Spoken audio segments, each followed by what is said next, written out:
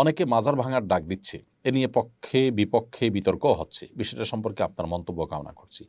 প্রশ্নকর্তা ভাইকে আমি পাল্টা প্রশ্ন রাখতে চাই, মাজার ভাঙার ডাক দিচ্ছেন কারা? বাংলাদেশে উল্লেখযোগ্য যে সমস্ত ওলামা একরাম আছেন পরিচিত, যেই কোনো ঘরানার যে কোনো চিন্তা বা মত পথের বা যে কোনো দৃষ্টিভঙ্গির আলেম হন না কেন, কোনো আলেম এই ডাক দিয়েছেন কিনা, দিলে কোথায় কখন দিয়েছে আমাকে একটু জানাবেন। দেখুন, এদেশে সংখ্যালঘুদের উপর আক্রমণ করা হয় এবং সেই আক্রমণের যে দোষ সে উদুরপিণ্ডি বুদুর ঘাড়ে চাপানো হয়। ঠিক একইভাবে এই মাজার ভাঙার ক্ষেত্র আমরা লক্ষ্য করেছি। পরিষ্কারভাবে আমরা বলতে চাই যে কোনো মুসলিম নামধারী নিজেকে যিনি মুসলমান দাবি করছেন তিনি যদি শিরকে লিপ্ত হন, তাহলে সেক্ষেত্রে তাকে আমাদের দাওয়াত দিতে হবে, সংশোধনের পথে আহ্বান করতে হবে। তার যে মাজার সেটা ভেঙে, যে মাজার সে সিজদা করছে বা যে মাজারকে তিনি পুজো করছেন অথবা সেখানে তিনি শিরকে লিপ্ত হয়েছেন, সেটাকে ভেঙে দেওয়াটাই সমাধান নয়। তাকে দাওয়াত দিবেন।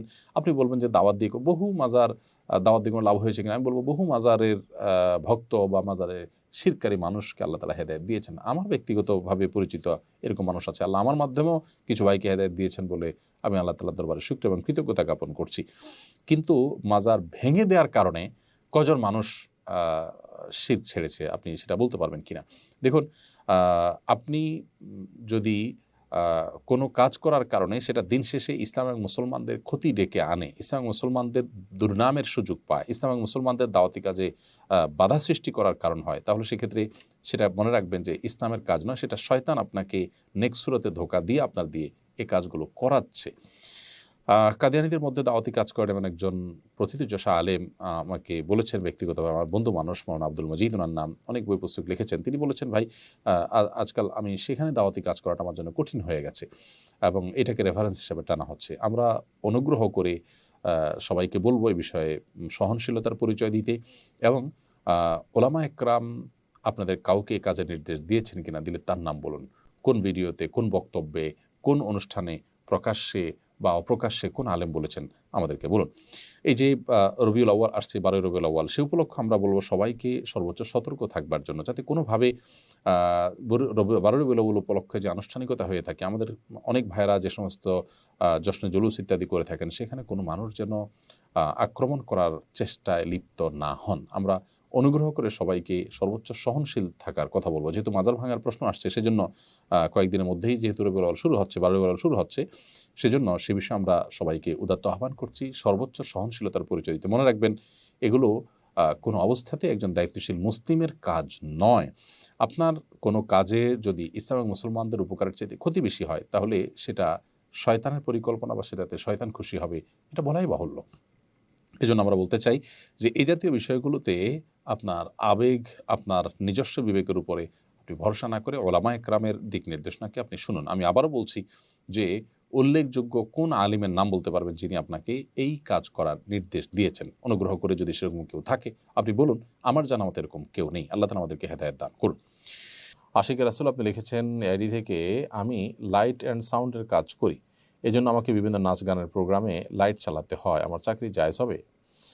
ভাই, অবশ্যই আপনার এই চাকরি জায়েজ হবে না, কারণ সেখানে নাচ গান হারাম যে কাজগুলো হয়, আপনি সেখানে লাইটিংয়ের কাজ করে মূলত একটা গুনাহের কাজের সহযোগী হচ্ছেন, যেটা একজন মুসলমান হতে পারে না। আল্লাহ বলেছেন, ওয়ালা তাআওয়ানু আলাল ইসমি ওয়াল উদওয়ান, তোমরা পাপ এবং সীমা লঙ্ঘনের কাজে একে অন্যের সহযোগী হইও না। সেই জায়গা থেকে আপনার জন্য এটা করা জায়েজ হবে না। আনোয়ারুল আমিন আপনি লিখেছেন, দোকান বা বাসা ভাড়া সরকারি রেটের বেশি ভাড়া নেওয়া বা দেওয়া জায়েজ হবে কিনা?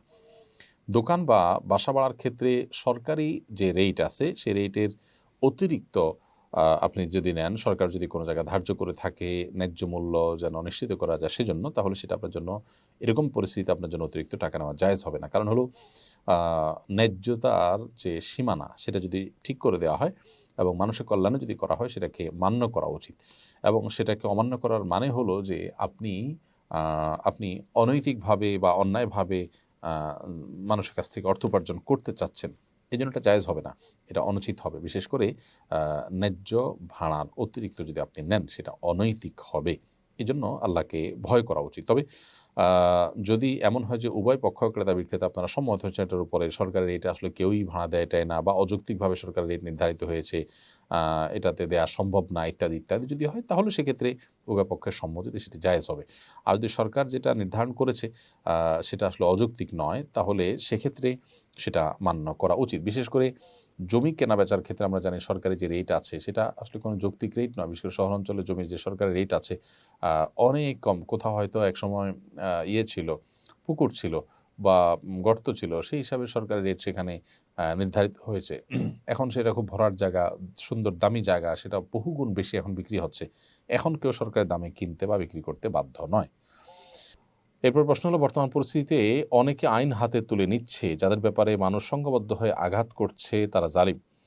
তবু আ তারা তারা আইন নিজের হাতে তুলে নেওয়া সংগত হচ্ছে কিনা? কেউ যদি অন্যায় করেও তারপর আইন হাতে তোলা জায়েজ নেই।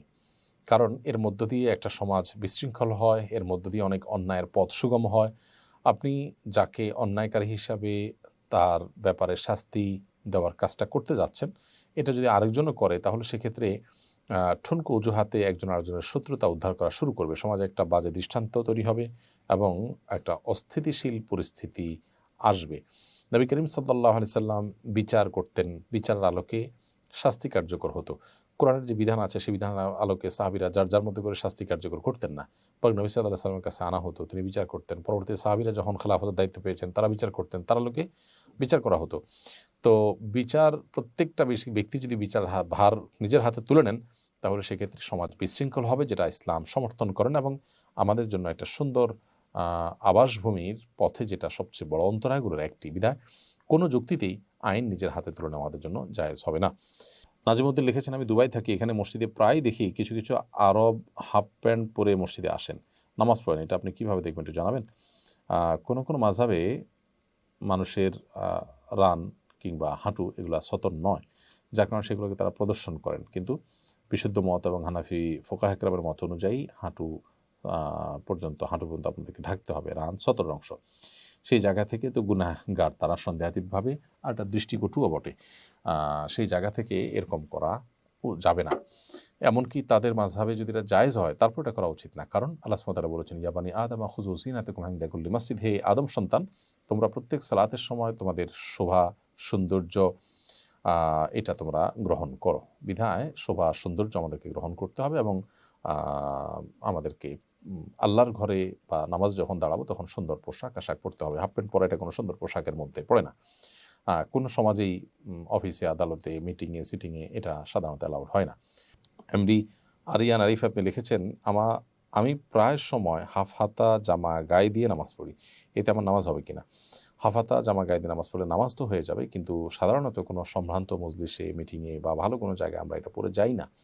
এজন্য এরকম পোশাক না পরে সুন্দর সম্মানজনক মজলিসে আমরা বা সম্ভ্রান্ত মজলিসে, প্রোগ্রামে, অনুষ্ঠানে বাইরে গেলে আমরা যে পোশাক পরি সেই পোশাক পরে নামাজ পড়া দরকার।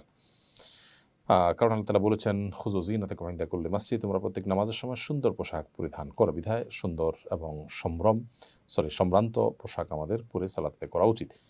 অনেকে লুঙ্গি গেঞ্জি পরে নামাজ শুরু করে দেন, যেটা পরে তিনি কোথাও যাবেন না, সেটা পরে আল্লাহর দরবারে তিনি দাঁড়িয়ে যান। এটা আল্লাহর দরবারে দাঁড়ানোর যে শান মান সেটার পরিপন্থী। তবে এই অবস্থায় নামাজ পড়লে যাতে সতর যদি ঢাকা থাকে, এগুলো পাক থাকে যদি, তাহলে নামাজ হয়ে যাবে এক জিনিস, আর ভালোভাবে যথাযথ হওয়া আরেক জিনিস।